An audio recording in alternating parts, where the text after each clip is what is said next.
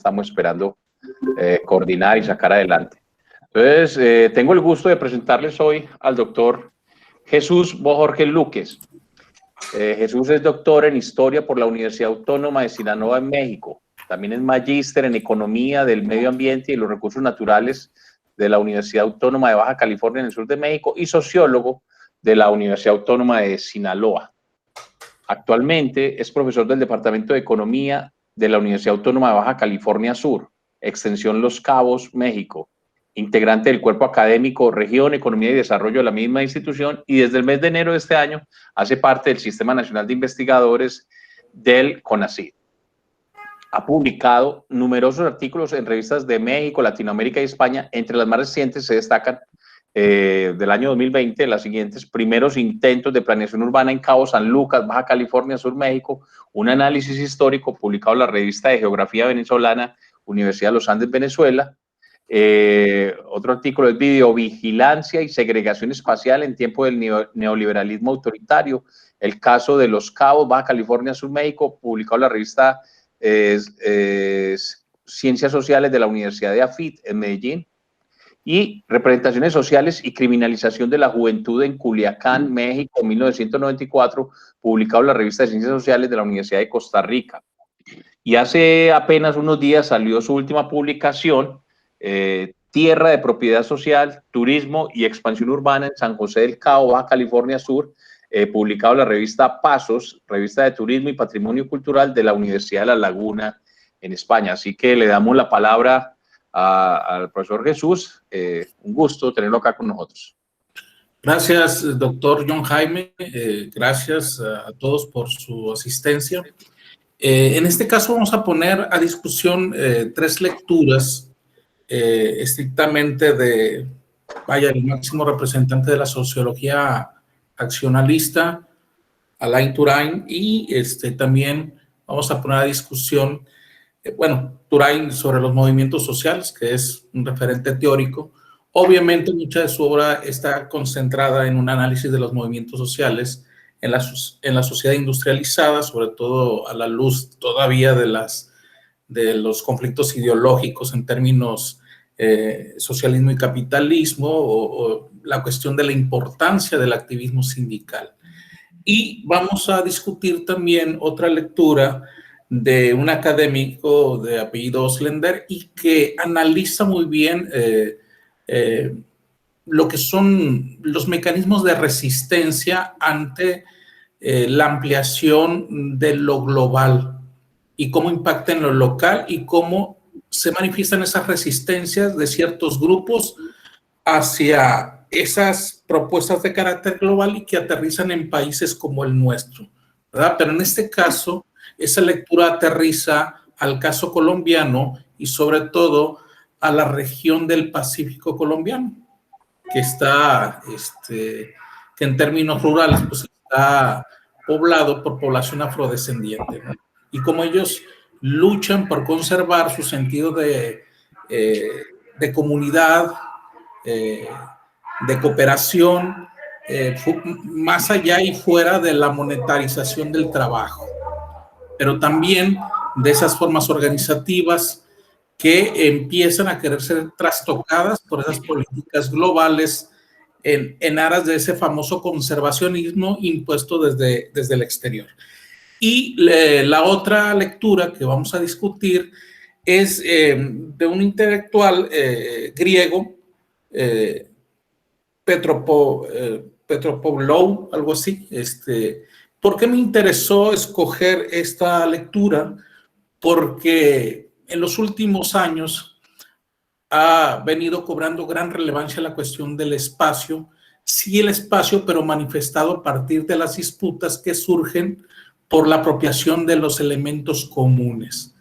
Y esto a partir de las políticas de ajuste neoliberal, que no es más que una tendencia de amplitud del capital en términos de apropiación de esos valores comunes, desde lo que son las tierras de propiedad social, en estas cuestiones como la propiedad ejidal, la propiedad comunal, también la cuestión de las playas, el paisaje, las riquezas del subsuelo, incluso, ¿no?, del material genético de las plantas, etcétera, de los sistemas educativos, y que haciendo un refrescamiento, o por lo menos un reanálisis para el capitalismo actual, el geógrafo inglés David Harvey habla que un rasgo característico de la sociedad del capitalismo actual,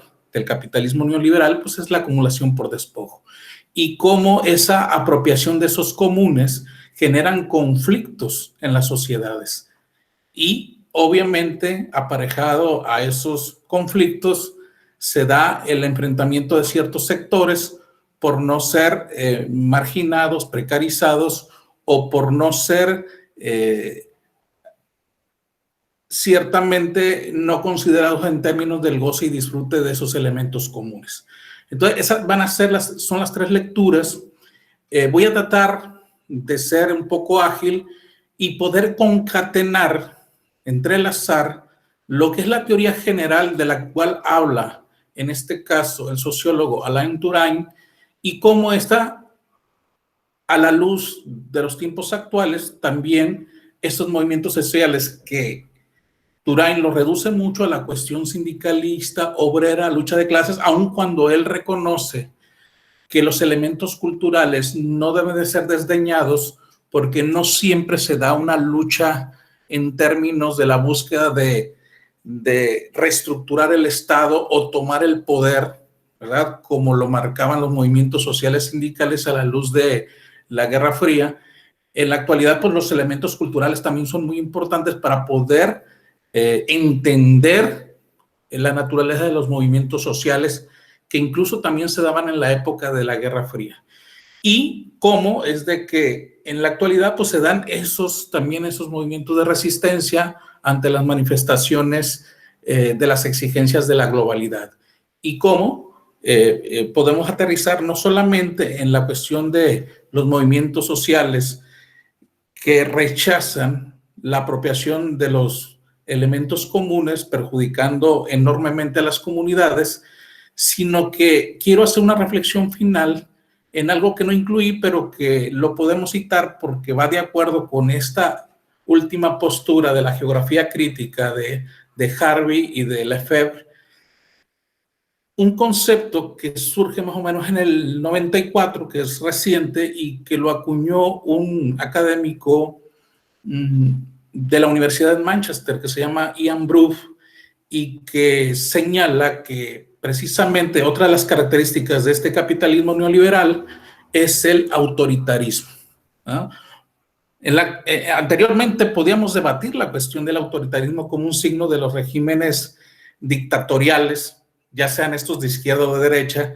Sin embargo, señala Ian Brough que una de las características de este capitalismo neoliberal no es precisamente por ser democrático, sino que aparte lo que hace es afinar lo que son los mecanismos de represión a través de leyes punitivas que sanciona todo tipo de manifestación pública, y eso lo traslada en acotar, reducir la posibilidad de usar el espacio público para que sea escenario de las luchas y demandas de los grupos que difieren de esas políticas de ajuste neoliberal. Entonces, más o menos ese es el panorama general.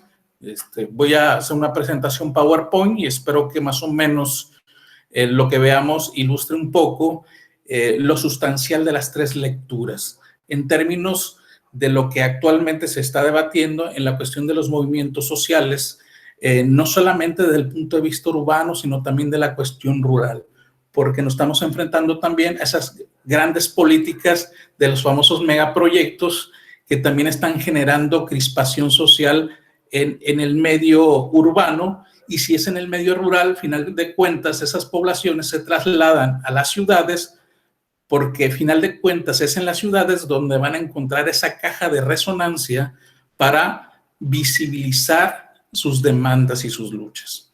Entonces, paso a la presentación PowerPoint y espero que esta exposición logre un poco el cometido de poner a debate estas posturas que me parecen muy, muy importantes. Ok, los movimientos sociales, vamos a hablar lo que marca Alan Turing, y él sostiene, ¿no?, que parte de la naturaleza de las sociedades y del ser humano mismo tiene que ver con la idea del conflicto, ¿no? O sea, él sostiene que hasta el pensamiento social más alejado de la idea de lucha de clases también hace referencia a la idea de conflicto. O sea, no solamente el conflicto surge bajo una cuestión de la lucha de clases. Hay otros elementos, incluso, sobre todo desde el punto de vista cultural, que abonan al conflicto. También sostiene que los liberales ven en todas partes la competencia y por lo tanto, a partir de que los liberales centran que en este mundo la competencia es un elemento que abona al progreso de las sociedades, pues esa lucha por la supervivencia también genera estados de conflicto. Y obviamente, ¿verdad?, hay otros elementos de mayor importancia, ¿no?, como las relaciones entre países y la guerra misma por la disputa de los mercados, ¿no? Pero, obviamente, siempre cuando hay un conflicto, y sobre todo en los discursos de poder, los opositores necesariamente son desconocidos que amenazan desde fuera o desde adentro. O sea, los grupos de poder siempre señalan como gente que amenaza la estabilidad. Así que Turing señala que el campo cultural, la historicidad de una sociedad, es el lugar de los conflictos más importantes. Entonces hay que entender también los conflictos a partir de la historicidad. O sea, los conflictos tienen su naturaleza a partir del momento histórico que se está desarrollando. Entonces no es lo mismo los conflictos que se desarrollaron en los años 60, por ejemplo, los 68, donde la búsqueda de la libertad de expresión, la igualdad, etcétera, era lo que estaba presente en esa masa de jóvenes que salieron a la plaza pública. En la actualidad, los movimientos sociales tienden a ser distintos.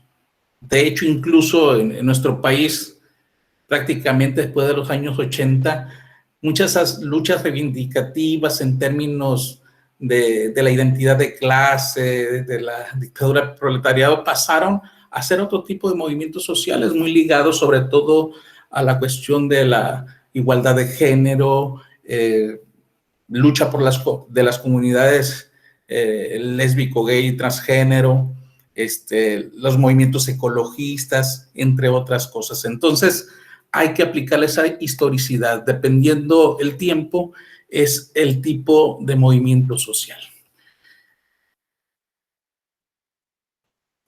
Entonces, de acuerdo con Turing, pues el movimiento social es la conducta colectiva organizada de un actor luchando contra su adversario por la dirección social de esa historicidad en una colectividad concreta. Y también él afirma que no se deben separar jamás las orientaciones culturales y el conflicto social. Esto no ha sido posible en las sociedades pasadas. Por ejemplo, aquí hubo un momento histórico muy importante, jóvenes, y se puede ejemplificar. Casi siempre, desde el punto de vista de quienes sostenían algunas tesis marxistas, prácticamente asociaban mucho la cuestión de la pobreza, la desigualdad social como un caldo de cultivo para una revolución. Pero a veces podían pasar décadas, siglos y no había atisbo de conflicto alguno. En cambio, hubo momentos o eventos históricos que lo que hizo que se levantara la población no fue cuestiones de orden material, sino cuestiones de orden cultural. En el caso de nuestro país, el famoso conflicto cristero fue un ejemplo de ello. La mayor parte de quienes estuvieron presentes en ese conflicto no eran personas que tuvieran una situación material precisamente boyante, ¿no? Si eran sino era un sector campesino que vivía en ciertas condiciones de pobreza. Pero no fue precisamente la pobreza lo que hizo levantarlos, sino fue una supuesta agresión del Estado que violentaba sus derechos en términos de creencias religiosas. Entonces estamos viendo que también los elementos culturales no pueden ser desdeñables a partir del surgimiento de un movimiento social. Y los movimientos sociales, para Turain, se deben de, deben de tener ciertas consideraciones. En primer lugar, él dice que los movimientos sociales se definen como unas conductas socialmente conflictivas, pero también culturalmente orientadas, y no como la manifestación de contradicciones objetivas de un sistema de dominación. Él señalaba que no concebía el movimiento obrero solamente como un levantamiento de proletarios, pero sí como un contramodelo a la sociedad industrial inclinada por los trabajadores poseedores de la fuerza de trabajo. En segundo lugar, él señalaba que la acción de los movimientos sociales no está dirigida fundamentalmente frente al Estado y no puede ser identificada como una acción política por la conquista del poder. O sea, recordemos que por lo menos el pensamiento marxista, señalaban que el verdadero movimiento obrero era el que precisamente trataba de asumir el poder y la conducción de la sociedad. Sin embargo, la realidad es de que hay movimientos sociales que en realidad son de carácter reivindicatorio, sobre todo en términos de mejores condiciones salariales, o puede ser como una forma de enfrentar una crisis al interior del gremio o del sector trabajador, pero no necesariamente para la transformación del poder del Estado. Entonces, también señala que un movimiento social no puede ser el creador de una sociedad más moderna o avanzada que aquella que combate. Y como lo vamos a analizar en el siguiente autor, él señala también que los movimientos sociales no necesariamente tienen un cariz modernizador. También pueden ser movimientos sociales regresivos. Y pone ejemplos muy interesantes, ¿no? Que ahorita nada más se los cito, pero lo vamos a poder analizar en la siguiente lectura, ¿no? Por ejemplo, el caso del movimiento de las Madres de la Plaza de Mayo, ¿no? Pero también, por ejemplo, movimientos antiaborto en los Estados Unidos también representan un movimiento social, final de cuentas, que final de cuentas puede ser que esos movimientos sociales tiendan a reforzar los valores dominantes, no de transformarlos o de eliminarlos para mejorar las condiciones de vida de las mujeres. Entonces, pues para Turain la lucha es conducida en nombre del progreso contra la traición regularmente, del universalismo contra el particularismo, y viene de la clase dirigente o de la clase popular. Así que las luchas sociales han estado asociadas a menudo a combates por la modernización, es decir, por la ampliación de la participación social. Esos movimientos que han cobrado mayor relevancia, pero también hay movimientos contrarios hacia ese tipo de planteamiento. Por ahí también, en la siguiente lectura, se analiza el caso, por ejemplo, de la contra nicaragüense. Se supone que la contra pues, era para defender las condiciones imperantes bajo el régimen de Somoza. Entonces estamos hablando que los movimientos sociales no necesariamente, si bien muchos o la mayoría apelan a un estadio superior de la sociedad, muchos también tienen ese carácter regresivo. Entonces, siguiendo, también él habla sobre la lucha en los movimientos sociales. y afirma que todas las formas de acción conflictivas, organizadas y conducidas por un actor colectivo van contra un adversario por el control de un campo social. Un movimiento social es el tipo particular de lucha más importante. Una lucha solo puede ser reconocida como tal si responde a 4 condiciones principales.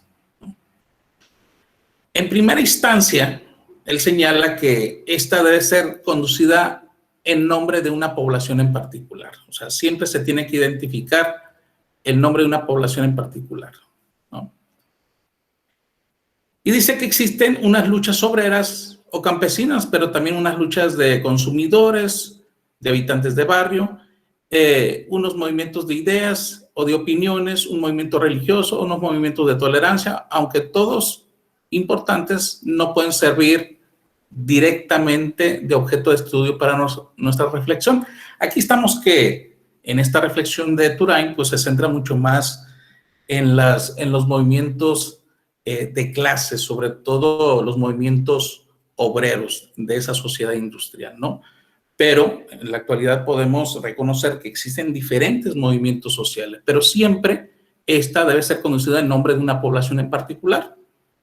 Ser estudiantes, pueden ser mujeres, pueden ser campesinos, pueden ser colonos, ¿verdad? A lo mejor colonos que se oponen a un megaproyecto que les va a afectar.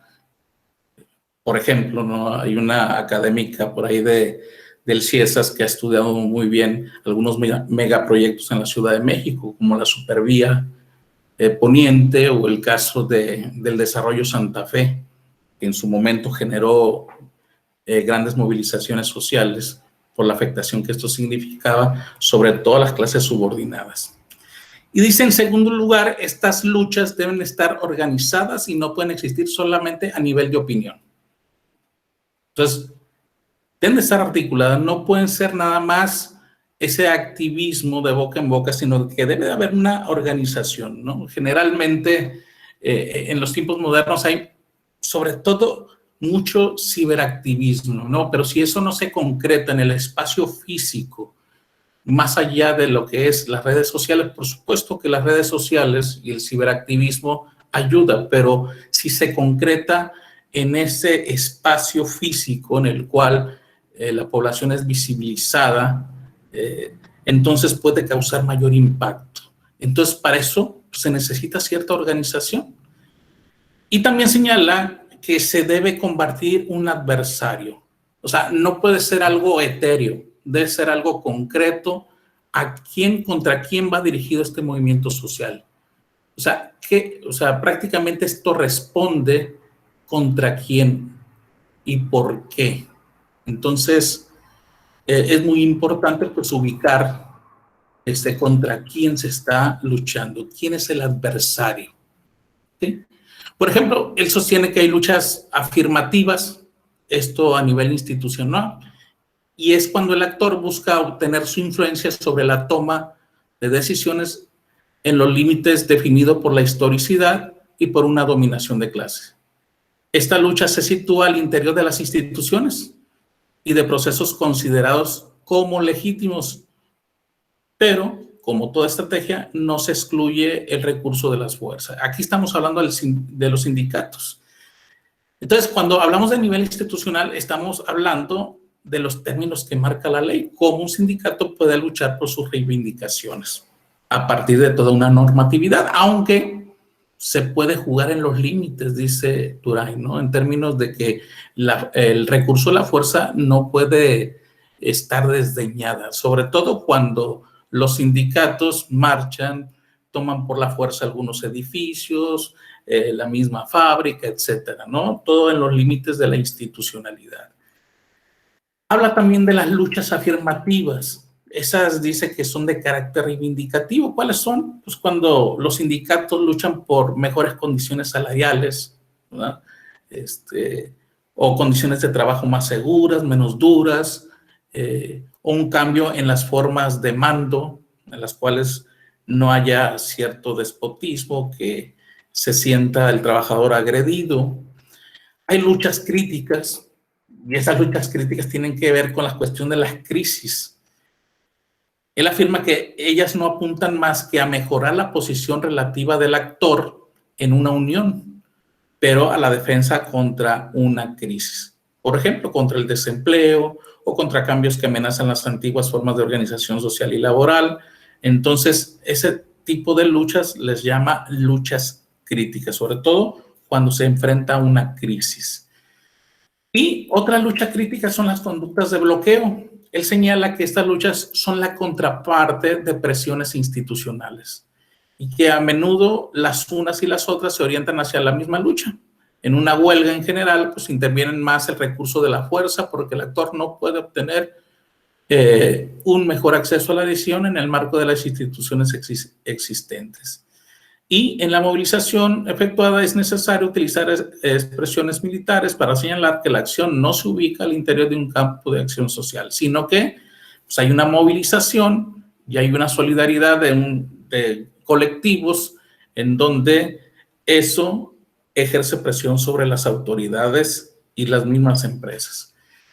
Y está la última, que tiene mucho que ver con las posturas de ese marxismo, ¿no?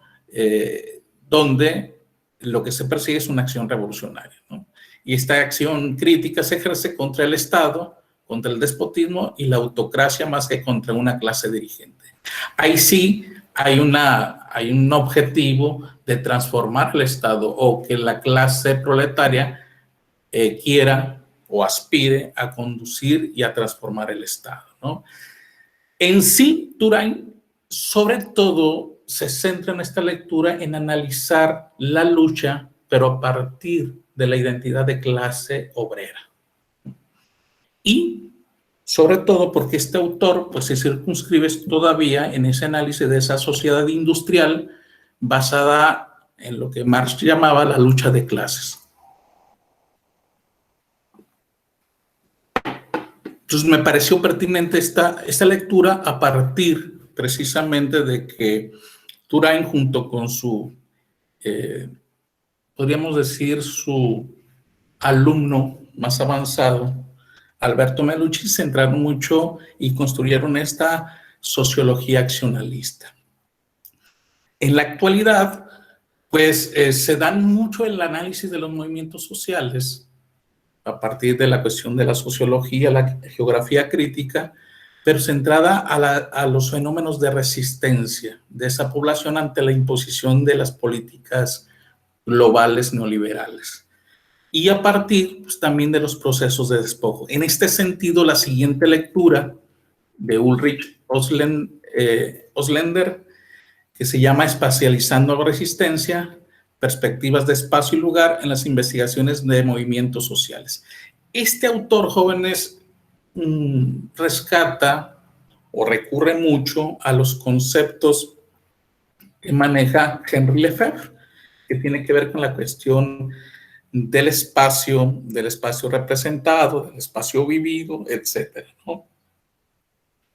Y este autor hace referencia que el espacio y el lugar a menudo no están sometidos a un análisis crítico, porque en muchos sentidos a veces los elementos de carácter geográfico siempre lo vemos como un elemento neutro. O sea, están, pero no tomamos una postura, o por lo menos no analizamos quién construyó las condiciones sociales en un espacio geográfico determinado. Entonces, este tipo de autores recogen que es imperativo hacer un estudio crítico por qué se han generado o qué fueron las causas que generaron las manifestaciones sociales en ese espacio geográfico determinado. Entonces dice que por el contrario se asume que sus significados son claros y definidos, esa postura neutra precisamente, y al mismo tiempo el espacio es frecuentemente presentado como un concepto que carece de carácter político, cuando él señala que por su naturaleza el espacio tiene un carácter político, porque es a partir de esas relaciones sociales, de esas manifestaciones de poder, que se configura el espacio. Y por eso es que el espacio tiene un carácter político y por lo tanto, a partir de ser un espacio político, también ahí se manifiesta el poder. Así que en esos espacios pues, se da una red compleja de relaciones, de poder saber que se expresan en paisajes materiales y discursos de dominación y de resistencia. Así que la posición física del espacio no lo es todo. No es de que tenemos bosques, tenemos playa, tenemos fábrica, tenemos calles. No, hay toda una serie de relaciones sociales de dominación que configuraron ese espacio. Y como hay dominación, también hay resistencia, ¿no? Entonces, no solo basta reconocer lugar, posición, ubicación, etcétera, como creados, como producidos, sino lo que importa es mostrar cómo han sido constituidos y bajo qué estructuras políticas y relaciones de poder y saber se dio en ese espacio. Así que no basta con ver el espacio como estático y apolítico, ¿no? Aduciendo a Anthony Giddens, entiende los sistemas sociales como sistemas de interacciones entre estructuras y las actividades localizadas de sujetos humanos capaces y conocedores. Las prácticas sociales pueden entonces reproducir y o resistir a esas estructuras. Entonces están las estructuras, pero también hay resistencia a esas estructuras, o por lo menos hay un intento por mejorar esas estructuras, sobre todo de las clases sociales menos favorecidas y que se manifiestan en el espacio. En este sentido, podemos concebir los movimientos sociales, así como los momentos y los procesos de resistencia desde una perspectiva estructuralista. O sea, cómo es de que se ha estructurado el espacio a partir de relaciones asimétricas de poder. Entonces, hay movimientos de resistencia ante esas estructuras, tanto los que refuerzan estructuras de dominación, ¿verdad? Aquí es donde él pone ejemplo que las madres de la Plaza de Mayo o las campañas antiaborto de los Estados Unidos o la contra nicaragüense en realidad son movimientos espaciales o movimientos sociales en el espacio que en realidad tienen algunas cuestiones reivindicativas, pero en realidad no buscan eliminar o transformar las estructuras dominantes. Por ejemplo, el movimiento de las madres de la Plaza de Mayo lo único que buscan es saber dónde quedaron sus hijos, sus nietos, mas no plantea un movimiento feminista, es lo que él señala, ¿no? O cambiar las estructuras del patriarcado, ni la cuestión de las estructuras del poder en la Argentina. Entonces, en ese sentido, tienen demandas ciertamente muy particulares, pero no buscan transformar las estructuras.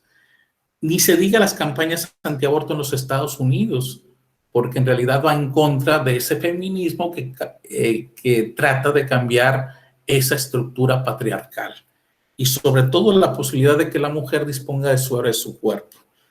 Y les mencionaba en la lectura pasada este ejemplo de la contra nicaragüense, que al final de cuentas, en esos deseos, o así se razonaba anteriormente, de que lo que es el Frente Sandinista de Liberación Nacional, pues se supone que iba a favor del progreso, hacia una sociedad más igualitaria. Sin embargo, pues la contra, al final de cuentas, combatía esa postura progresista y prácticamente estaba luchando por retornar, quizá, si no a las mismas condiciones del somocismo, pero sí no una postura progresista y de izquierda como la que decía enarbolar el Frente Sandinista de Liberación Nacional. Continuamos.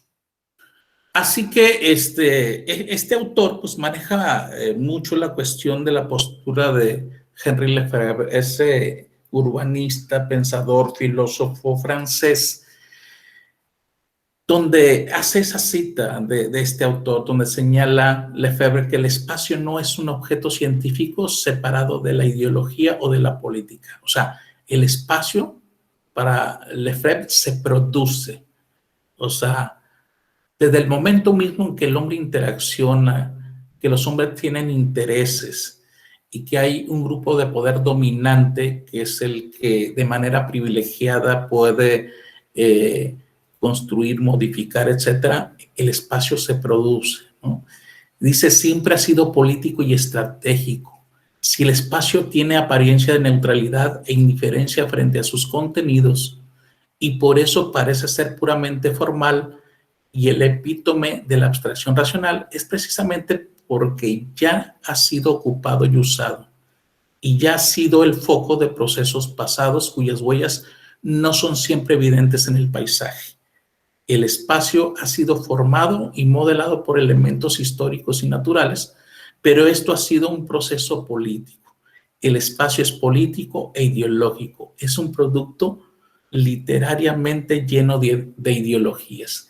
Y ahí precisamente es como los actuales pensadores de la geografía crítica analizan desde el punto de vista ideológico y del modelo económico cómo es de que se están formando los nuevos espacios a partir de la apropiación de los comunes, que, final de cuentas, fue la entrega de ese estado de bienestar que garantizaba por lo menos algunos elementos de carácter común en lo cual podía confluir o disfrutar la población en general.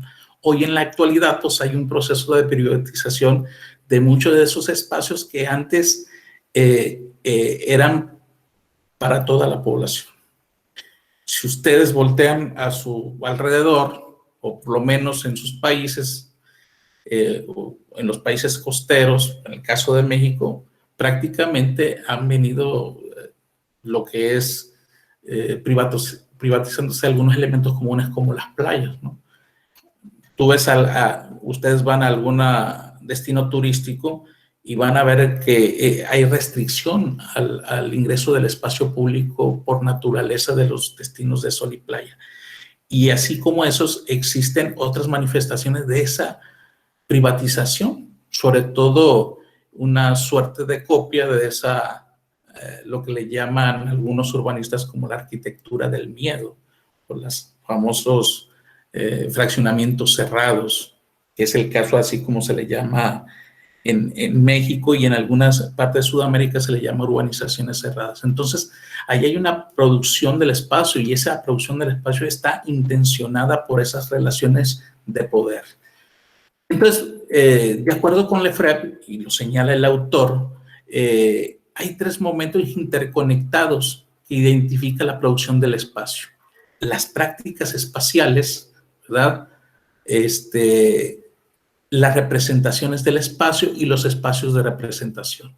Y Lefebvre sitúa estas resistencias, ¿dónde se dan esas resistencias? Ante los efectos de quien tiene el poder y que diseña ese espacio y se apropia y lo produce, sobre todo a partir de su posición privilegiada en la sociedad, pues se dan esos espacios de representación. Y esos son los espacios vividos, donde las personas, que incluso, ¿no? Puedo hacer referencia a la lectura que nos expuso el doctor Sánchez Parra, ¿no? Del Oro, en términos de la ciudad de Nueva York y cómo se dan esos espacios vividos y cómo la gente lo va apropiando. Pues en esos espacios de representación, en esos espacios vividos, es donde entra la resistencia de las personas ante precisamente la imposición de esa visión global neoliberal, y se dan el marco de convivencia comunitaria y las expresiones de solidaridad que se producen y modifican en el transcurso del tiempo. Representan formas de conocimientos locales y menos formales que son dinámicos, simbólicos y saturados con significados. Estos espacios están articulados en las vidas cotidianas y construyen en lo que Lefebvre llama sitios de resistencia. Es ahí donde la población resiste a los embates precisamente de esa tendencia privatizadora del espacio y de la preeminencia del valor de cambio por sobre el valor de uso, que esos son conceptos muy claves en la teoría de Lefebvre. O sea, que en estos tiempos neoliberales se da más importancia a lo material y por lo tanto al valor de cambio. ¿Cuánto vale por encima del valor de uso? De esa significancia que le da a la sociedad, quizás a la playa, al paisaje, ¿verdad?, al bosque. Entonces, el valor de uso es el que le da mayor preeminencia a la población. Sin embargo, hay una tendencia, obviamente, por esas fuerzas capitalistas globales, pues, por supuesto que le dan preeminencia al valor de cambio. Y el autor aterriza la cuestión de Colombia a esa zona del Pacífico de la población afrodescendiente y del proyecto biopacífico, así le llaman, ¿no? Entonces, hace una cita muy, muy sugerente, ¿no?, de Davis, de una obra de 1989, donde señala que los movimientos sociales latinoamericanos son frecuentemente organizados con el objetivo de obtener control o acceso participativo a esas estructuras. O sea, casi siempre esos movimientos sociales es una manera como esos grupos tratan de incrustarse en esas estructuras políticas. Dice que existen relaciones ambiguas entre movimientos sociales y las estructuras políticas representativas, y es frecuentemente la voluntad del Estado periférico y su capacidad de responder que determina si estos movimientos dirigen sus energías hacia una política formal o no. De hecho, cuando el Estado responde con formas políticas o abre caminos formales para la participación, los movimientos guerrilleros, en este caso muy presentes en países como el de Colombia, pues los movimientos guerrilleros generalmente piden su apoyo popular y quedan al margen de los intelectuales, ¿no? El Estado, o varios estados donde ha habido presencia guerrillera, pues una manera de desactivar esas posturas, ¿no?, en términos de cambios estructurales, pues es creando andamiajes o propuestas para la incorporación desde el punto de vista política formal de esos grupos subversivos disidentes. Eso, a grosso modo, lo que señala, bueno, porque no lo puse aquí en la presentación, en esa lectura, habla cómo esa población afrodescendiente pues resiste precisamente a esas propuestas de conservacionistas, pero que, al final de cuentas, son injerencistas en términos de las formas de organización comunitaria, de las redes solidarias, de las formas de vida que tiene esa población afrodescendiente y que de manera generacional se han apropiado de ese espacio, esas poblaciones, donde le dan un valor de uso enorme al entorno donde viven, de la ribera de los ríos, de la riqueza tanto en especies acuáticas como las especies alrededor de la cuenca de los ríos, y hay una suerte de resistencia ante precisamente la monetarización del trabajo y ellos buscan formas alternativas que no les signifique sacrificar lo que han construido generación tras generación. Eso en cuanto a la lectura, estamos hablando de que él le pone énfasis a esa cultura de la resistencia de esas culturas afrodescendientes en el Pacífico colombiano, como una forma de apropiación del espacio, de un espacio vivido, y que se resiste ante las formas impuestas que vienen desde el exterior. Si bien hay esos movimientos de resistencia de esos grupos poblacionales, también en la actualidad pues están los movimientos sociales a partir precisamente de la privatización de los comunes y de lo que Petropavlov llama movimientos sociales urbanos a raíz de la acumulación por despojo, que es el concepto que populariza mucho David Harvey y que se deriva precisamente del concepto de Marx de la famosa acumulación originaria. Y él pone varios elementos que se manifiestan en ese concepto llamado acumulación por despojo. Él dice que se manifiesta en formas de mercantilización y privatización de las tierras y expulsión forzada de las poblaciones originarias, la conversión de los diversos derechos de propiedad. Creo que, no sé para el caso colombiano, pero para el caso mexicano, precisamente esa conversión de los derechos de propiedad se consumó en la nueva ley agraria de 1992, impulsada por Carlos Salinas de Gortari. 3, dice supresión de los derechos comunes. Estamos hablando sobre todo de algunos elementos de carácter común a los cuales tenía acceso a la población. 4, mercantilización de la fuerza de trabajo y supresión de las formas alternativas indígenas de producción y consumo. 5, procesos imperiales coloniales y neocoloniales de apropiación de los activos del patrimonio cultural. Por ejemplo, últimamente aquí en México se ha dado una, hasta polémica, porque diseñadores europeos, sobre todo, se han apropiado de algunas diseños autóctonos, de vestimentas autóctonas, ¿no? Desde Zara y otras firmas que se han apropiado de ese patrimonio cultural y obviamente los están comercializando como si fuese diseños originales, ¿no?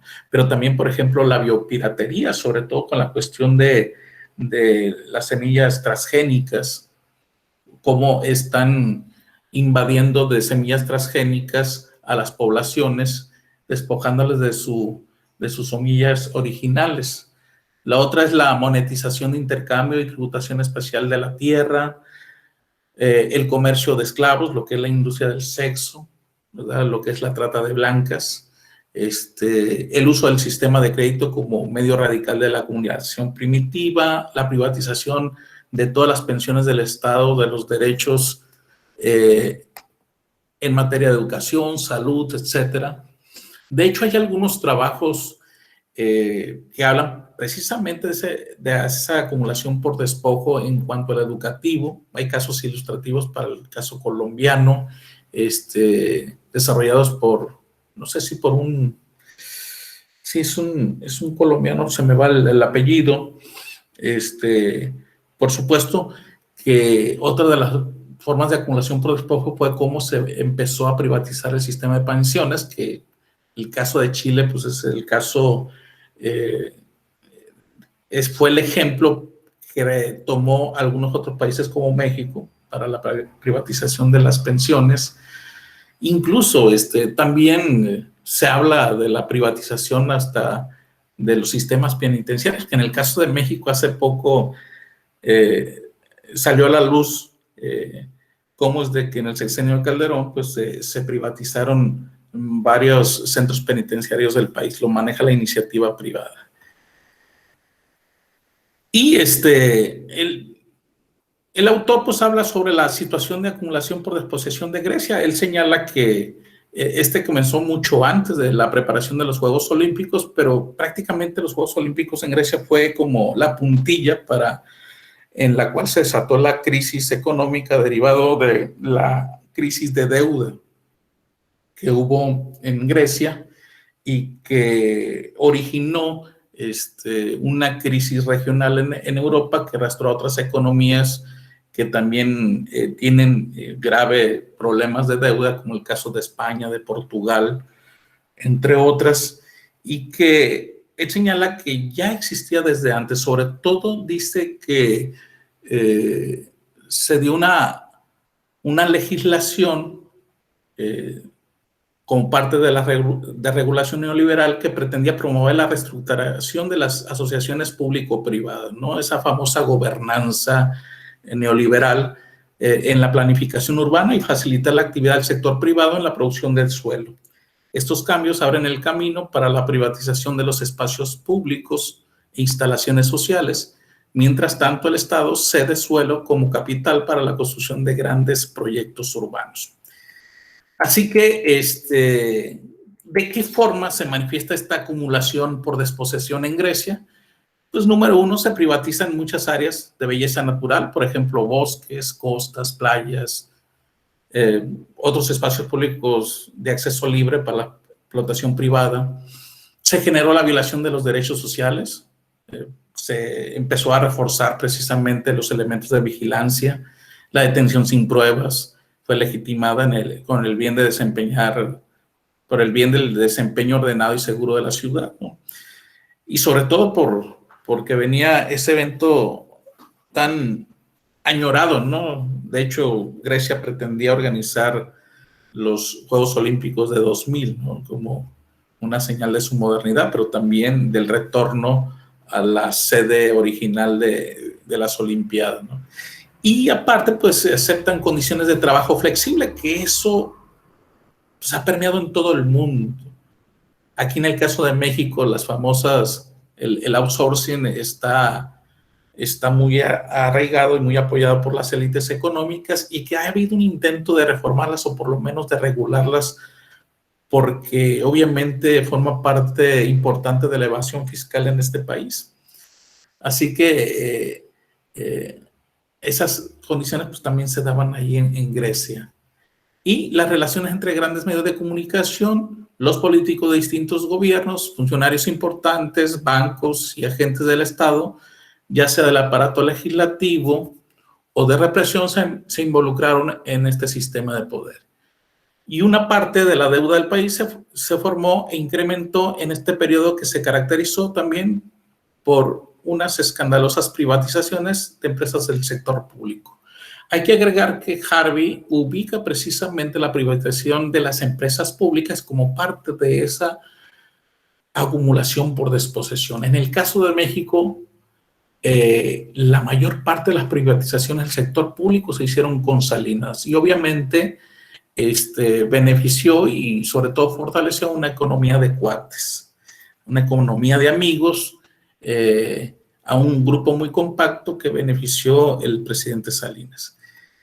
Y pues se viene en el 2008 esa crisis griega, ¿verdad?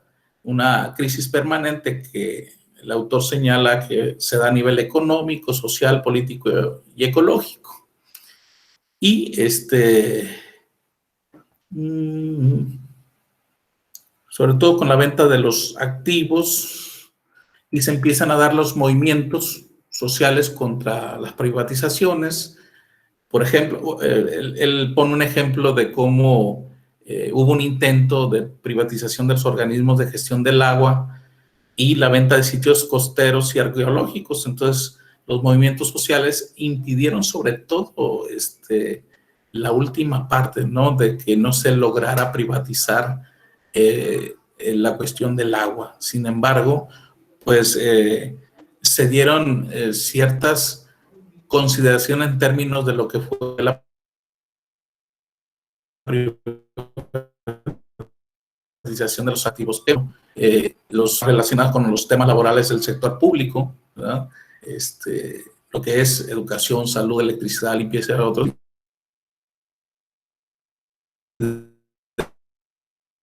Del sector privado.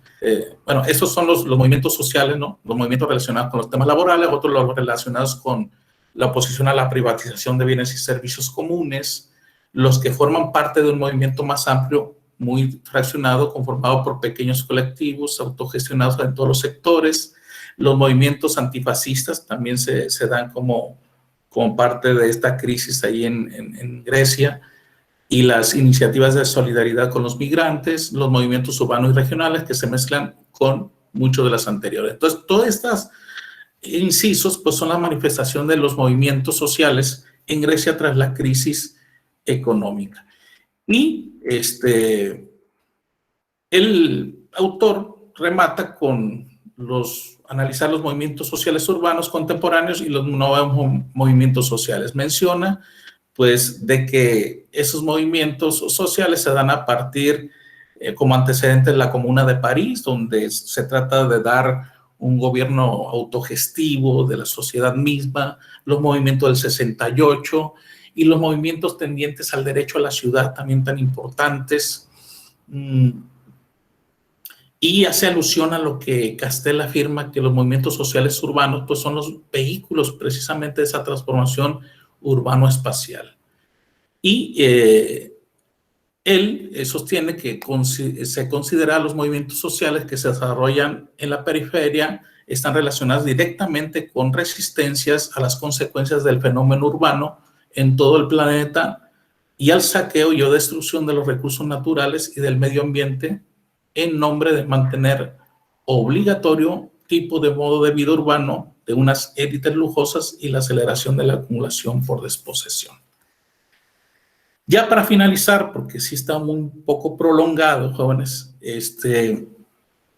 yo quiero, bueno, estoy ligando mucho la cuestión de esas resistencias, de esa acumulación por desposesión, algo que incluyo y que me parece pertinente porque antes lo que sostiene este autor, lo que es Ian Brook, sostenía que antes los movimientos sociales se enfrentaban a una postura del Estado que estaba dispuesto a las estrategias de cooptación.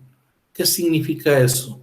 Que los estados se prestaban para negociar con los grupos inconformes, con esos movimientos sociales y podían ceder. Pero dice que en la actualidad los movimientos sociales se están enfrentando a un capitalismo neoliberal autoritario, donde la tendencia es reforzar esos aparatos represivos, pero no solamente reforzar esos aparatos represivos para enfrentar esos movimientos sociales, sino también crear estructuras jurídicas que castiguen toda manifestación de disidencia y que ponga en peligro al modelo económico. ¿Sí? Él le llama neoliberalismo autoritario. Y dice que a pesar de eso, del autoritarismo en términos del reforzamiento de los aparatos represivos y de legislación punitiva y de la acotación del espacio público como arena para dar a conocer sus demandas, dice que a pesar de eso, pues el reforzamiento de ese aparato represivo estimula esas revueltas civiles. O sea, las estimula con mayor fuerza y lo único que responde este Estado es precisamente con el uso de la fuerza y difícilmente recurre a esas estrategias de cooptación previo al a la imposición de este modelo económico. Entonces, me pareció pertinente citar precisamente a este concepto que nace por ahí como en el 2014 más o menos, nació con este académico de la Universidad de Manchester, Ian Brook, que junto con un turco de apellido Tansel han sido los pioneros en el desarrollo de este concepto y en el análisis precisamente del cariz autoritario del neoliberalismo. Porque recordemos, si bien el neoliberalismo es una forma de capitalismo, no necesariamente podemos asociar lo que es capitalismo igual a democracia, ¿no? El capitalismo y el neoliberalismo también se están dando en regímenes autoritarios. Incluso hay un académico de América Latina que recoge un concepto que, bueno, él se apellida Niembro y que desarrolló un académico de apellido Tushnet que se llama constitucionalismo autoritario y cómo es que las legislaciones de los países han tendido a reforzar precisamente estas posiciones autoritarias. Y él señala que, al final de cuentas, el constitucionalismo autoritario está en medio de las democracias liberales y el autoritarismo. Y es una forma de acotar los movimientos sociales en el mundo y concretamente en América Latina. Bueno, yo creo que hasta ahí lo voy a dejar, pero comentarios, creo que fue bastante prolongada mi exposición. Adelante, tienen la palabra. Bueno, profesor Jesús, muchas gracias por su excelente presentación de las lecturas que teníamos para el día de hoy. No sé quién desea empezar con preguntas, comentarios, observaciones. ¿Quién se anima? Yo tengo, pero Adelante. se me está acabando la pila. A ver si me dan unos minutos de conseguir el cargador y vuelvo. Okay. Ernesto quiere hablar. Adelante, profesor Ernesto. Me pareció muy importante, interesante lo que dice Jesús, y creo que la cuestión un tanto semántica sobre hablar ahora de nuevos movimientos sociales, ¿no? Es decir, había movimientos sociales y ahora hay nuevos movimientos sociales. Es decir, los movimientos sociales que conocíamos ya no son los que ahora. Pero creo que sería un tanto atrevido decir que ya los viejos movimientos sociales no tienen operatividad. Evidentemente hay nuevos reclamos, nuevas reivindicaciones, y cada movimiento tiene determinadas cualidades, especificidades, identidades. Creo que sí es muy pertinente lo que dice Jesús sobre, a partir de la lectura de Melucci, de Lorraine, sobre la importancia cultural. Y me gustaría ligarlo con todo este discurso gramsciano, de situar la gran crítica que se le ha hecho a movimientos sociales, por ejemplo, latinoamericanos, que pues han llegado a ser gobierno, ¿no? Y que pues no se les puede tildar totalmente de revolucionarios, ¿no? Si aplicáramos de una manera tajante una crítica gramsciana, estuviéramos hablando hasta, por así decirlo, de revoluciones pasivas, ¿no? Asumiendo un carácter subalterno, no tanto de revolucionario del sujeto, y planteando nuevos esquemas reivindicativos que precisamente tratan de cambiar algo para no cambiar su totalidad, ¿no? Por ejemplo, la autonomía, ¿no? Con el zapatista, ¿no? No planteaban un fin del capitalismo, no, la cuestión era la autonomía, ¿no? O los movimientos lésbico, gay, transexual, todos estos, ¿no? Son movimientos sociales que tienden a reivindicar un elemento de inclusión, de igualdad, de derechos humanos, y que no, si nos vamos, ahora sí que desde el punto de vista marxista, no dan o no muestran un elemento verdaderamente revolucionario, cambiante en las relaciones sociales. David Harvey, en una entrevista, decía que el gran problema que tenía la izquierda era que ya no se planteaba anticapitalista, ¿no? Dice, el capitalismo está bien y llegó para quedarse, y el capitalismo hay que cambiar las cosas. Entonces, no es que yo apele a la nostalgia y que los movimientos sociales anteriores, a lo que ahora se puede estipular como nuevos movimientos sociales con Thoreau, con Charles Tilly, sino que creo que van de la mano, van concatenados, y creo que van delineando a sujetos específicos, sujetos que muchas veces, cierto, y qué bueno que lo hacen, que hace énfasis Jesús en eso, muchas veces son hasta reaccionarios, ¿no? Los movimientos sociales no necesariamente, o la sociedad civil, movimientos planteados desde la sociedad civil, no necesariamente son movimientos progresistas o de avanzada, ¿no? Muchas veces son hasta de un carácter reaccionario. Entonces, habría que ver si estas nuevas demandas, estas reivindicaciones, en verdad se engloban en movimientos que quieren revolucionar, que quieren cambiar. John Holloway tenía una frase, agrietar el capitalismo, ¿no? Decía, brevemente hay que ir haciendo huecos y nos vamos a ir metiendo. Apelaba mucho al romanticismo, ¿no? Entonces, sí habría que ver el paso determinante que tienen y los espacios que hay, por supuesto, para que nosotros podamos contemplar movimientos que verdaderamente tienden y han cambiado las condiciones sociales, las relaciones sociales, el carácter de fuerza, con el poder, ¿no? Detectando evidentemente el elemento antagónico, ¿verdad? El enemigo, ¿verdad? Entonces, creo que me pareció muy fructífera la plática, la ponencia de Chuy, de hacernos ver cómo hay una gran diversidad de entendimiento de estos movimientos sociales, ¿no? Yo sigo pensando en que hay movimientos sociales y no necesariamente hay nuevos movimientos sociales. Hay nuevas demandas, pero que se inscriben en movimientos sociales. Nada más. Adelante, profesor Sergio, que está con la mano, y ya Luis Alfredo continuaría. Ok, gracias. Ok.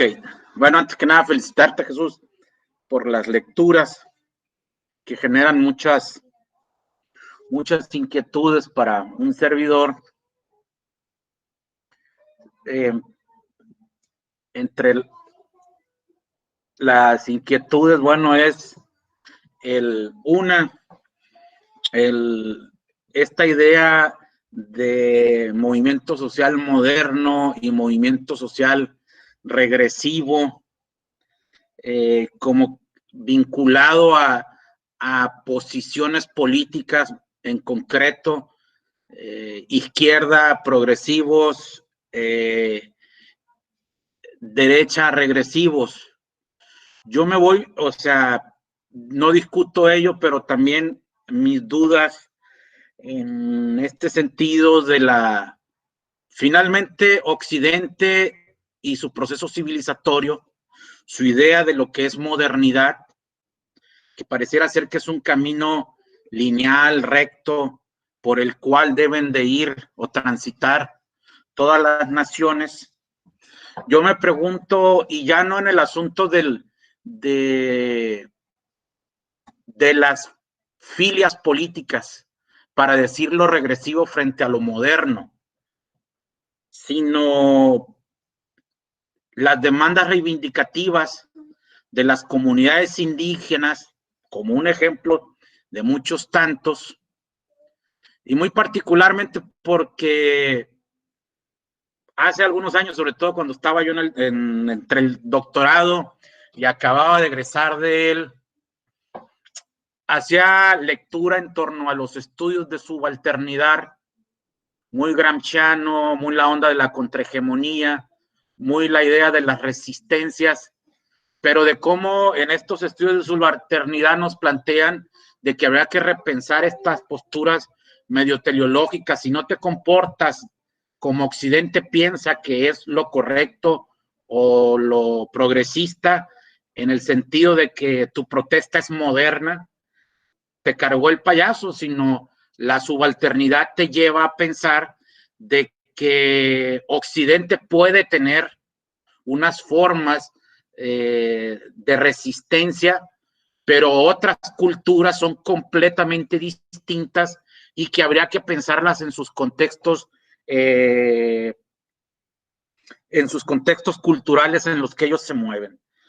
Particularmente la subalternidad, y Saurabh Dubé se me viene con un texto extraordinario como son los sujetos subalternos, de cómo en el mundo de las castas hindúes, pues la resistencia, la lucha en este contexto cultural, en estas formas de ordenamiento simbólico del mundo, que son distintas a las nuestras, cómo las resistencias incluyen valores de tipo religioso, pero también la resistencia no va más allá de la defensa de ciertas formas de vida que contrastarían con lo que Occidente y su modernidad piensan. Pero esa es una duda que me deja sobre todo la lectura de Touraine en esta perspectiva. No estoy diciendo que esté equivocado, ni mucho menos.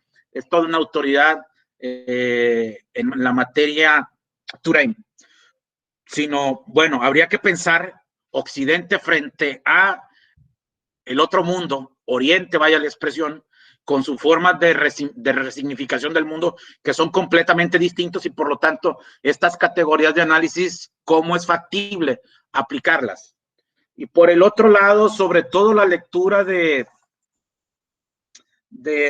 Ulrich Osländer me llamó mucho la atención, me gustó muchísimo, me provocó una serie de inquietudes que te llevan a, y no voy a extenderme mucho, podemos yo creo que hablar bastante sobre ello, de cómo los sujetos pueden hacer uso del espacio público para manifestar resistencias, de cómo ciertos espacios públicos en un momento dado tienen ciertas significaciones de orden simbólico y cómo de repente la ciudadanía los puede utilizar para otras cosas, en este caso manifestar resistencia, protesta, y se me venía a la mente, por ejemplo, en la glorieta Chapultepec en Guadalajara, donde el monumento que es para los próceres de la defensa del castillo de Chapultepec, como hoy la ciudadanía, los movimientos sociales tapatíos lo han resignificado, se lo han reapropiado, y es ahí el punto de concentración para la lucha, la protesta.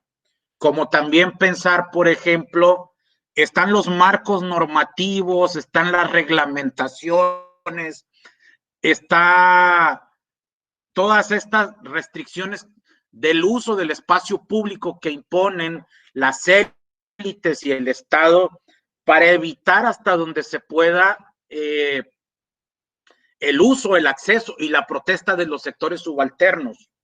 Y cómo, pensando con la lectura de Dessertó, el sujeto es inteligente, el actor es un sujeto inteligente, es un sujeto que piensa lo que va a hacer y las consecuencias de sus actos.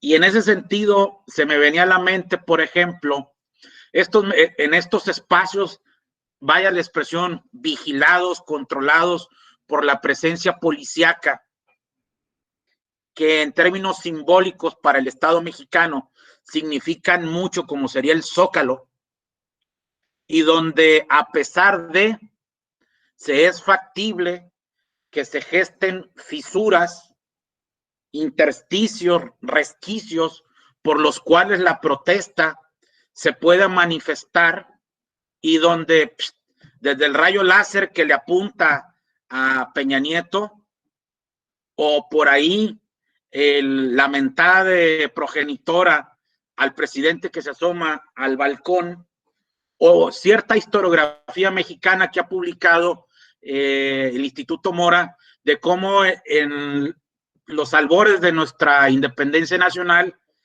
el espacio público que es el Zócalo, cómo las élites pretenden impedir el acceso de los sectores populares, sobre todo para impedir que estos allí protesten, y cómo a pesar de las restricciones, estos sujetos subalternos son capaces de meterse hasta la cocina, vaya la expresión, y mentarle la madre a quien esté asomándose en el balcón.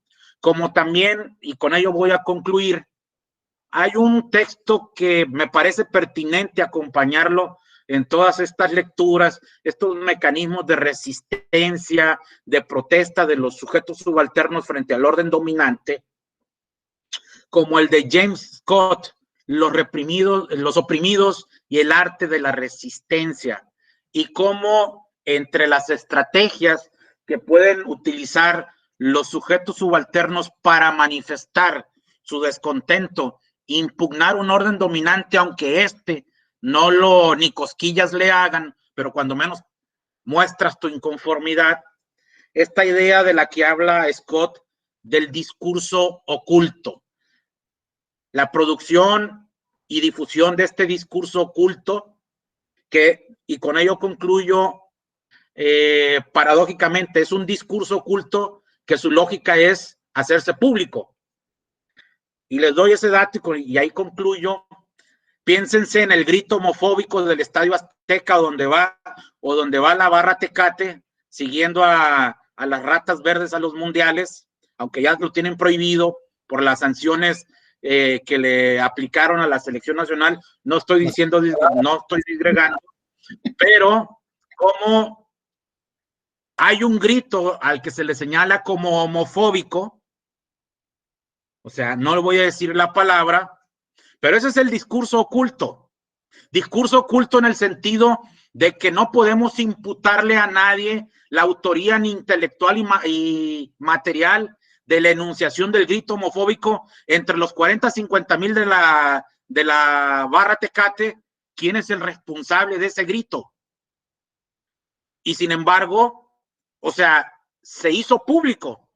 Podemos ir al Zócalo, 200 o 300 mil individuos que le quepan ahí a la plancha del Zócalo, sale el presidente en turno, bueno, para no lastimar, salía Peña Nieto o salía Calderón, y le mentamos la madre, aun cuando es un orden, hay un orden dominante donde la explotación, la desigualdad, el capitalismo global nos depreda, y la única manera de resistir cuando menos es eso, hacer uso del discurso oculto, que son cosas, y concluyo, que me generaron las lecturas de estas estrategias de cómo podemos resistir nosotros los individuos en condición de subalternidad. Gracias, profesor Sergio. Luis Alfredo, y ya luego Oscar López y el profesor Renato. Ok, muy bien.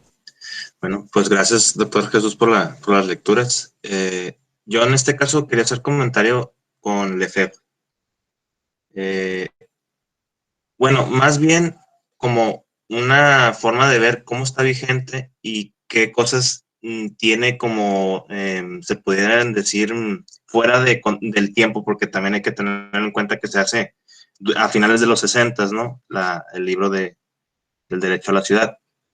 Este primer punto vamos a tenerlo en cuenta de verlo como fuera o añejo, pues, es porque Lefebvre todavía ve muy optimista el papel del Estado como ese agente, ese ente que regula, ordena el espacio urbano, ¿no?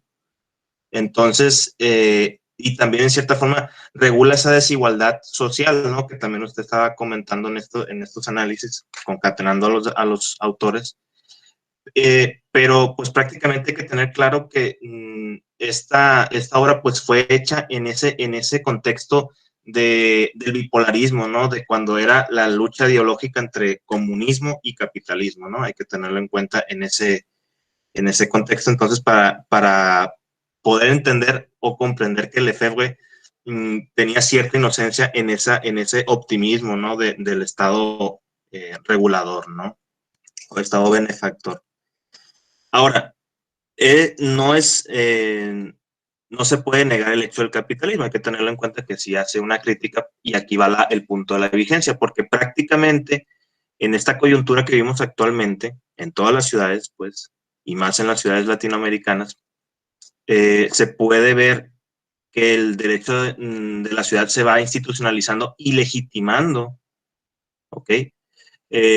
Como un discurso muy suave, muy light, vamos a decirlo, donde queda por completo pues fuera de juego esta desigualdad, ya que la desigualdad pues y lo indigno de la vida urbana, hay que tenerlo en cuenta, va muy de la mano de la ideología capitalista, ¿no? Entonces, esto, Lefebvre en el análisis pues nos invita o nos da a entender a este hecho de visibilizar la ideología del capitalismo oculta en esos discursos, ¿no? También tomando en cuenta todo este hecho que ahorita comentaba también el doctor Sánchez Parra sobre la cuestión de lo indirecto de los mensajes, ¿ok? Ver o visibilizar la ideología del capitalismo de las clases dominantes, ¿no? Las grandes fortunas, los empresarios, todos los que lucran con el espacio urbano, ¿no? Y por ahí va adentro también con la cuestión de Harvey de la disposición. Y por lo tanto, pues deberíamos de tener en cuenta que pues Lefebvre por este lado va a dar o nos va a explicar que se puede optar por una utopía, pues vaya, experimental, ¿no? De esta crítica del capitalismo como parte de esta crítica social, y también una crítica que nos va a invitar a, pues, a luchar por que no haya ciudades que se mercantilicen como tal, ¿no? Entonces, esto en grandes rasgos serviría como un análisis de la lectura. Espero que pues en cierta forma sirva también para los que estén a favor o estén en contra de la lectura, pues lo puedan tener un poquito más claro, ¿no? Gracias, Luis Alfredo. Oscar, sí, ya. Adelante, Oscar. Hola, pues buenas tardes, para todas, para todos. Lamento si mi internet se corta, ha estado un poco inestable, si se corta continúan de filo sin mí. Hay muchas cosas, algunas que dijo el ponente, otras que dice el autor, y sobre eso me gustaría hacer un par de comentarios. La primera, pues la lectura de Touraine, ¿no? Y para comprender a Touraine, como hizo el compañero anterior, habrá que comprenderlo a través de toda su escritura y su bibliografía, ¿no? Este es un articulito para una revista justamente que se publicó en Colombia, pero pues tiene una bibliografía tremenda que ha escrito y que ha modificado con el paso del tiempo. Justamente también al estudiar la bibliografía de Touraine, se estudia el paso de los movimientos sociales o el desarrollo de los movimientos sociales. Y entonces aquí donde podemos encontrar la primera gran arista, ¿no? Para Touraine y para gran parte de los autores accionalistas, no es que el marxismo haya encontrado su última gota de acción, ni que el obrero ya deje de importar, sino que el obrero dejó de ser el sujeto universal de análisis y empezaron a surgir a la década de los 70 otros movimientos sociales que ya después fueron aterrizados como nuevos movimientos sociales, es decir, el feminismo, el ecologismo y el pacifismo. No es que estos se hayan creado de la nada, sino que se encontraron las categorías adecuadas para poder ser analizados de ahí. Si uno revisa la bibliografía, pues el feminismo tenía 200 años antes, ¿no? O sea, no es que haya surgido en el 68 o rumbo al 71. Entonces, ahí está una primera situación, ¿no? Después, por ejemplo, se hablaba, otro colega aquí también, que participó antes de Arturo, de Sergio Arturo, decía esto de los nuevos movimientos. Y luego ya entonces nos metemos en todas las complicaciones para poderlos caracterizar, incluso denominar o conceptualizar. La primera de ellas sería, por ejemplo, que son los movimientos sociales, ¿no? Los nuevos movimientos sociales que propone también Melucci, bueno, esta escuela accionalista. Luego podríamos hablar de los movimientos sociales contemporáneos, también propuesta de Melucci. Luego ya si avanzamos un poco más, pues podríamos hablar de los novísimos movimientos sociales, ¿no? De la mano de Boaventura de Sousa Santos. Y si nos adelantamos un poco más y leemos la bibliografía que ha estado escribiendo Raúl Sibeki, digamos, del 2010 para adelante, pues ya propone la categoría de sociedades en movimiento. Entonces, al final, lo interesante de este tipo también de congresos, seminarios y discusiones grupales es que se puede atender esta situación también. Hay una gran complejidad con lo que podemos denominar como movimiento. Y ahí entiendo la primera parte de la exposición del compañero y de muchas de las dudas que pueden surgir para la cuestión de Touraine. El propio Touraine, durante su propia bibliografía, los llamó movimientos, por ejemplo, culturales, o movimientos históricos o societales. Entonces también no es una confusión del autor, sino son los propios tumbos que el autor va dando a través de su vasta bibliografía, ¿no? Esa es la primera parte de mi comentario. La segunda fue algo que dijo el ponente que me llamó mucho la atención, cuando ya él se refería a una situación que tenía que ver con la política de las redes sociales, o la tecnopolítica, o la ciberpolítica, que también es una gran complejidad. Y para esto, pues me gustaría utilizar a Manuel Castells, ¿no? Porque él dijo algo que yo lo había leído antes en Manuel Castells y que me llamó mucho la atención, que es que los movimientos sociales del siglo XXI nacen en la red, pero se legitiman en la calle. Si no, entonces serían otra cosa. No sé si me voy a entender con esto. O sea, pueden surgir en, digamos, las convocatorias, podrían surgir en el Facebook, en el Twitter, a través de Reddit, a través de Gap, por la aplicación que ustedes quieran. Incluso se está publicando un artículo de mi autoría sobre cómo en Hong Kong se utilizó hasta el Tinder para poderse comunicar políticamente. Y entonces esa situación se traslapa a que eso debe de existir y estar cimentado en la calle o legitimarse en la calle, si no estaremos hablando de otra cosa, ¿no? Entonces ese es un punto que también me pareció bastante interesante. Y un comentario así referente algo que decía Arturo sobre los movimientos, digamos, que no eran propiamente denominados como progresistas. Acá en Guadalajara, en el Departamento de Movimientos Sociales, que también están invitados cuando quieran al seminario, les voy a pasar próximamente la invitación y la convocatoria. Hemos debatido acerca de estos movimientos, ¿no? Cosas, por ejemplo, situaciones como Donald Trump o Bolsonaro llegando al poder, solo pueden ser explicadas a través de este tipo de análisis, donde nos invita a pensar o a dejar este esquema dicotómico de que los movimientos sociales tienen que ser necesariamente de izquierda y que necesariamente tienen que ser progresistas. Sin embargo, la categoría antagonista sigue todavía en debate, porque, por ejemplo, el propio Laín Touraine, en algún momento, creo que fue en Podemos Vivir Juntos, lo denomina como contramovimientos, pensando él en que propiamente los movimientos siempre avanzan hacia una meta, pero él marca la meta como una meta ideológica de izquierda, supongamos, ¿no? Entonces, él lo denomina en cierto momento como contramovimientos, y lecturas más contemporáneas ya lo denominan como movimientos retardaristas. Déjenme ver si lo pronuncio de manera adecuada, porque es una traducción del inglés.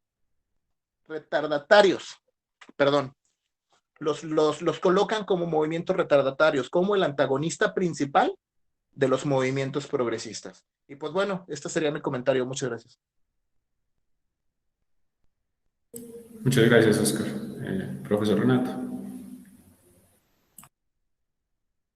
Ahí va. Sí, bueno, quiero felicitar aquí al doctor Jesús Bojorquez por su participación, yo me declaro neófito de los movimientos sociales, no estudio mucho esto, pero quisiera preguntarle lo mismo más o menos que lo que anteponía el doctor Sánchez, ¿no? La idea de que, si los movimientos sociales tienen un objetivo o en cierta manera tienen... Pues, por ejemplo, yo recuerdo el movimiento Yo Soy 132, ¿no? El movimiento del grupo de los estudiantes de la Ibero que sacaron y metieron al baño a Peña Nieto como candidato, y si esto se viralizó, pero después se apagó, ¿sí? O sea, y no entendíamos en cierta manera cuál era la finalidad de este movimiento social, ¿no? Caso contrario, por ejemplo, vemos el movimiento social en Estados Unidos, ¿sí? Con el Black Lives Matter, ¿no?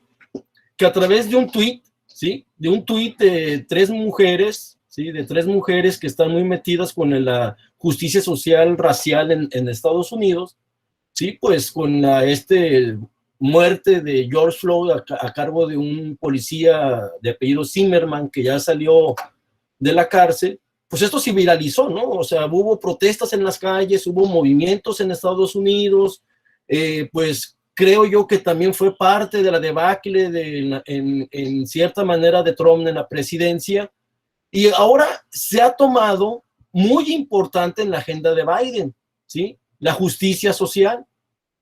Y este movimiento del Black Lives Matter, que viene del 2012 y de los movimientos sociales de los 50, 60 en Estados Unidos, pues nuevamente toma vigencia este movimiento social de los afroamericanos. Mi pregunta es si los movimientos sociales tienen que tener un objetivo, ¿sí? A corto o a mediano, tienen una periodicidad o ¿cómo se puede definir con lo que preguntaba Ernesto como un movimiento social? Porque a mí en lo particular no se me hace un movimiento social Yo Soy 132, a diferencia, ¿sí? Del Black Lives Matter, ¿no? O sea, creo que el significado, los significantes que nos dice bien el derecho de la ciudad Soya, ¿sí? Pues son diferentes a lo que antepone, ¿sí? En cierta manera Harvey, ¿no? Que él busca las relaciones de las prácticas, y Soya va mucho más allá, ¿no? Él dice que tiene que tener los espacios públicos un sentido diferente, ¿no? De lo que es lo que si te gustó, si estás contento, el significado, el significante. Eso es precisamente lo que discute y anteponen las teorías los postulados que hace Harvey y Lefebvre, ¿no? Que es totalmente diferente lo que postula Soya, ¿no? Hay que decir que Lefebvre, pues ha tenido un comportamiento, pues sacó un libro pues allá por el 60 y tantos, ¿no? Y fue zigzagueante, ¿no? Fue retomado principalmente en lo que es en Latinoamérica, pero después, hasta que comenzó a estudiarlo Harvey, ¿sí? Tuvo una explosión y nuevamente se encumbró. Principalmente Lefebvre estudió más en América Latina en su primer momento. Después, cuando lo estudia Harvey, ¿sí? Se comienza a estudiar a Lefebvre en Europa, y esto es cuando vuelve a resurgir Lefebvre, ¿no? Pero en cierta manera los estudios de Zoya, ¿sí? Nos habla también sobre el comportamiento de la ciudad, de lo significante y lo valioso, ¿no? Que es diferente en cierta manera de que los espacios públicos y esto de los movimientos sociales tienen que ser recobrados por los segregados, ¿no? Y él dice, no, aquí los movimientos sociales, dice Zoya, no tienen que ser de clases sociales, ¿sí? O sea, tiene que ser de una manera, si una persona, independientemente de su clase social, está interesado sobre el tema, lo significante para la persona, ¿no? Y bueno, yo solamente quería hacer este tipo de cuestionamientos y muchas felicidades, Jesús. Adelante. Adelante, doctora Jessica.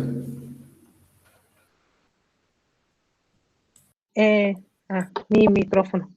Bueno, yo también quiero felicitar al doctor Jorge, sobre todo específicamente con esta parte en la que tengo una pregunta con respecto a este concepto de lo que se llama como el espacio de representación o el espacio vivido. Si bien es cierto en las lecturas que atinadamente nos expuso el doctor, plantea los escenarios que se dan en el espacio, ¿no? Estas cuestiones de dominación, de poder, de resistencia, que a partir de estos tres elementos, pues se dan movimientos sociales que tienen distintas connotaciones que no entraría yo tanto a detalle porque creo que lo han hecho perfectamente los que ya me antecedieron en la participación, pero a mí me entra la duda en términos de que al final de cuentas todos estos movimientos que se gestan independientemente del origen, de las condiciones, del carácter, condición cultural, histórica, social, política, van dirigidas a un orden, a construir un orden y un cambio. No sé si lo entendí de esa manera y me gustaría que el doctor opinara al respecto, porque creo que ese cambio entonces surge a partir de que, no tanto de la reivindicación de qué es lo correcto y no es lo correcto, o sea, si nos identificamos con un movimiento, no, si son representativos o no son representativos. Al fin de cuentas, todos estos movimientos dentro del espacio de lo que estamos analizando, pues tienen un peso significativo desde el momento en que surgen y finalmente es una lucha por pertenecer y por tener una posición de dominio y opinión dentro de un espacio y lugar, ¿no? Llámense las élites en el poder, llámense los movimientos que vienen a partir de el movimiento de género, entre otros, ¿no? Entonces, esa es la duda que surge entonces, cómo se entienden estos movimientos sociales y cómo estas resistencias de ciertos grupos sociales que se convierten después en movimientos en el espacio crean cierto equilibrio o cierto un cambio y al mismo tiempo un equilibrio en ese espacio. No sé si me expliqué, pero esa es la duda. ¿Hacia dónde se conduce entonces el debate para meter la espacialidad como un elemento fundamental para entender no solamente los movimientos, sino también los cambios que se van a producir a partir de ellos? Gracias, doctora Jessica. Bueno, no sé si el profesor Jesús quiere comentar y contestar todas las preguntas o alguien más. Por acá el profesor John Jaime alzó la mano. Si quieren lo escuchamos y ya después el profesor Jesús responde. Bueno, no, muchas gracias. Yo quería también como anotar algunas ideas que me quedan a mí como para la reflexión, en pos, pues como sobre todo de los proyectos de investigación que venimos realizando aquí en Pereira, en la Universidad Tecnológica de Pereira. Debo decir pues que solamente tuve la posibilidad de leer el texto de Oslender, Ulrich Oslender, y me llamó mucho la atención, pues, de nuevo, los aspectos como de tipo epistemológico o esos debates acerca como de la teoría social, una teoría social como en tensión, que frente a la categoría o la idea de revolución le está prestando más atención, y me parece que muy válido pues el enfoque a la categoría de resistencia, ¿cierto? Entonces, sí, es una teoría social en ebullición, o como un nuevo hervor que se hace de viejas teorías, pero que salen ya como tratándose de adecuar a un poco a lo que quisiéramos o necesitamos interpretar en los contextos actuales, en Latinoamérica, en las luchas sociales, en las formas de expresión del inconformismo político, pero que todavía no alcanzan pues como a plasmarse en fuerzas revolucionarias transformadoras frente a lo que sería, por ejemplo, digamos, el capitalismo, ¿cierto? Eso es un poco el tema que creo que va a desarrollar el profesor Nicolás Dipp en el seminario en la UNAM acerca de, por ejemplo, lo que ha sido la nueva izquierda. Eso es una forma, pues, como también de relacionar todos estos debates. A mí me parece también interesante el cuestionamiento que plantea Oslender sobre la visión plana, quizás cartesiana y bidimensional del espacio, ya sea rural o urbano, y lo mismo frente a esa visión dualista de tiempo y espacio, que uno, pues entonces ya uno empieza como a entrarse para entender si se trata de disputas ideológicas, y ahí está el fondo del meollo del asunto, el quid, o de disputas políticas en los territorios. Y por supuesto que ya, si lo miramos así, ya la variedad es muy grande. Incluso pues Oslender habla de resistencias que podrían ser como regresivas, como que no transforman, pero a mí me llama mucho la atención la expresión como tal del inconformismo, del conflicto, ¿cierto? Y yo me pongo a pensar si necesariamente la resistencia la resistencia debe ser ideológica y debe ser de izquierda, debe ser revolucionaria o de lucha de clases, o será precisamente eso lo que están expresando las formas de resistencia que las vemos en muchas partes de América Latina, para poder entender entonces la especificidad, por ejemplo, de las luchas de los grupos étnicos. Entonces, para que tengan validez como movimiento social, deben ser anticapitalistas, o lo que lo que hay que entender es ese carácter híbrido en los que, por ejemplo, cuando estudia el caso del Pacífico colombiano, en zonas muy alejadas, sobre todo de los grandes centros urbanos, cómo entender esas luchas, o cómo entenderlo, por ejemplo, en algo que a mí me interesa mucho, en los contextos barriales, en sus dinámicas, en las lógicas de esos pobladores, en la forma como ellos se organizan entre sí, en la forma como interpelan al Estado, a los partidos políticos, a los diversos mediadores, ¿cierto? ¿Cuál es su capacidad de agencia, ¿cierto? En función de la lectura del territorio en el que están, de las organizaciones políticas con las que deben mediar. Pienso un poquito como en los temas que propone Javier Aullero acerca del clientelismo político, donde puede que sí, que los actores sociales barriales, al apelar a la figura del patrón, ¿cierto? Pues no están transformando el sistema económico capitalista, pero están resolviendo situaciones de hecho inmediatas que son importantes y que a veces nosotros ni siquiera en los estudios históricos, por no vamos a meter en el campo de la sociología, no les prestamos como la suficiente atención.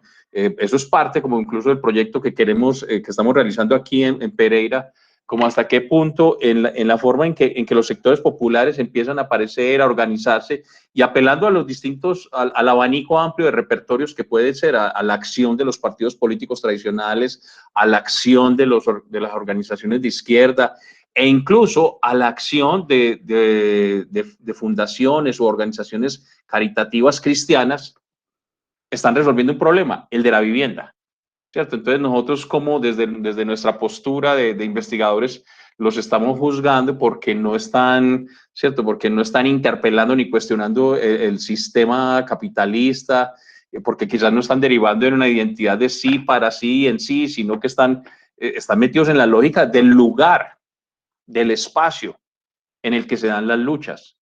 Entonces yo quería como dejar ese punto ahí. Y también pues me queda como sonando mucho esto, los movimientos sociales, ahorita la intervención que hacía respecto a qué tanto los movimientos sociales fueron importantes para derrocar a Trump, como para que perdiera legitimidad y eso socavara, por ejemplo, su poder electoral. Yo aquí en Colombia lo que tenemos es una triste realidad y es el asesinato continuo de nuestros líderes sociales, que es algo que también ya uno a pensar las condiciones tan difíciles en las que se ejerce la participación, el salir a los espacios públicos, en los medios de comunicación y mostrarse como líder social, lo que todavía en nuestro país sigue constituyendo un riesgo. Y son cosas que todavía tenemos que seguir estudiando. No, muchas gracias y muy contento pues de la sesión de seminario del día de hoy. Gracias, profesor John Jaime. Adelante, profesor Jesús. Sí, muchas gracias por sus observaciones, participaciones. Voy a tratar de dar respuesta rápida y breve a cada una de ellas. Espero que satisfaga la curiosidad de quienes lo plantearon. Sí, yo también coincido con el doctor Ernesto en el sentido de que hablamos de movimientos sociales. Obviamente los momentos históricos te ofrecen otro tipo de demandas. En la actualidad, más que una lucha ideológica, está centrada más que nada a la lucha contra ciertas consecuencias del modelo que se está implementando. Y ahora de la subalternidad, lo que platicaba el profesor Sergio, de hecho, pues sí, en realidad los movimientos sociales no solamente están centrados en la cuestión de la lucha de clases, ¿no? También tiene que ver con las formas culturales, una resistencia de muchas poblaciones a ciertas imposiciones, ¿verdad? Y que se manifiestan precisamente en ese espacio de representación o espacio vivido. Y la gente lo hace no buscando cambiar las estructuras, sino por lo menos sentirse un poco satisfecho porque puede hacer algo derivado de esa situación, aunque eso no cambie radicalmente las condiciones de vida de ellos. Entonces hay una lucha en esas subalternidades, ¿verdad? En esas resistencias que se dan. Pero aparte, me llamó mucho la atención la cuestión del espacio, cómo es reglamentado. Sí, siempre ha estado reglamentado en cierto sentido la cuestión del espacio público. Aquí la cuestión está, como yo lo señalaba, y al final sí hay un acotamiento mayor, una mayor restricción del espacio público a partir incluso de reglamentaciones. Por ahí tengo por ahí un escrito que por ahí está en consideración, donde hago un estudio precisamente sobre la legislación sobre el espacio público, sobre todo para acotar la participación de los colectivos sociales que luchan en contra de las políticas de ajuste neoliberal. Y hay ejemplos muy claros de esta regulación del espacio público, donde se impone en qué vía se puede, a qué horas, ¿verdad? Y aparte se le tiene que avisar a la autoridad. Entonces no puedes participar en una protesta en el espacio público en ciertos lugares, está prohibido. Entonces hay una tendencia a una acotación del espacio público y ha habido legislaciones en Colombia, en México, en Chile, bajo esa tendencia. Y lo que señalaba el doctor Óscar López, ¿no? Por supuesto que es muy interesante, ¿no? La complejidad del pensamiento de Turain es bastante, es muy prolífica su obra. Al final de cuentas, en una discusión como esta, a veces falta tiempo para analizar a mayor profundidad estas lecturas. Sin embargo, abonando lo que él señala sobre la cuestión de las redes sociales, Sí, Castells habla en su obra La era de la información, economía, sociedad y cultura, cómo es de que incluso a los mismos movimientos zapatistas le llama el primer guerrilla informacional, porque recordemos que el zapatismo tras irrumpir de manera física en esos municipios de las Cañadas en Chiapas, él recibe el apoyo de toda una, va a tener el apoyo de toda una red de organizaciones, sobre todo en Europa, que ya ellos estaban empoderados en las redes sociales, que de manera, incluso, y lo señala Castells en ese tomo, de que a partir de que el gobierno mexicano recibe un gran golpe mediático a partir del uso de la Internet, es cuando el gobierno de Zedillo se preocupa por empezar precisamente a construir portales de las diversas instituciones del gobierno mexicano para dar a conocer sus supuestas bondades. Y fue un golpe tremendo, donde prácticamente obligó al gobierno mexicano a negociar, ¿verdad?, una salida pacífica al conflicto. Pero imagínense, un puñado de indígenas pone en jaque al gobierno mexicano, teniendo un ejército donde pudo haber mandado hasta 50,000 efectivos y aplastarlos inmediatamente. Cómo es que las redes sociales ayudaron a empoderar al movimiento zapatista. Sin embargo, recordemos que también en las redes sociales los movimientos surten también mucho efecto en términos de lo que se discute en las redes, sobre todo porque pueden moldear algunas cuestiones de tipo político. Pero no todo debate que se da en las redes termina en movimientos sociales. Y no todo movimiento social tiende a ser progresista. Por supuesto que hemos creado una categoría de análisis sobre progresista de izquierda, regresivo de derecha. Sin embargo, finalmente es la construcción que se ha hecho desde el punto de vista académico e intelectual en Occidente, diría Sergio Arturo, ¿no? Pero, final de cuentas, todos caen en movimientos sociales, por supuesto, ¿verdad? Hay quienes luchan por cambiar el sistema, hay otros por conservarlo y hay otros por regresar a formas del pasado, y todos son movimientos sociales, final de cuentas. Y no sé si con eso también yo le conteste la interrogante a la doctora Jessica sobre la cuestión está en que para mí sí, todos esos son movimientos sociales, pero vaya, no todo movimiento social implica un cambio distinto a lo que se antecedió. Puede ser, como les digo, para reforzar o seguir en el statu quo, o si no para retornar a un pasado que se añora, ¿verdad? No en balde, incluso algunos movimientos populistas de América Latina los ubican muy bien con ese tiempo del Estado benefactor, entre otras cosas. Entonces, no sé si esté contestado todo. Quería contestar algo de Luis Alfredo, ¿no? Por supuesto que Lefebvre, su obra, su gran obra es de los años 60, ¿verdad? Sin embargo, ha cobrado gran vitalidad porque mucho de lo que se está debatiendo en términos espaciales tiene que ver cómo se dan esas relaciones de poder al momento de la producción del espacio y cómo hay una apropiación desigual del espacio. Entonces, la obra de Lefebvre, que obviamente la revivió David Harvey, como lo señala el profesor Renato Pintor, cobra realmente relevancia. Tan es así que, aunque no se acerca mucho, hay algunos pinceladas. La misma ONU proclamó el famoso derecho a la ciudad. No en la misma tesitura, pero sí como una forma de supuestamente democratizar la participación ciudadana en la confección de las políticas urbanas de las ciudades en el mundo, ¿verdad?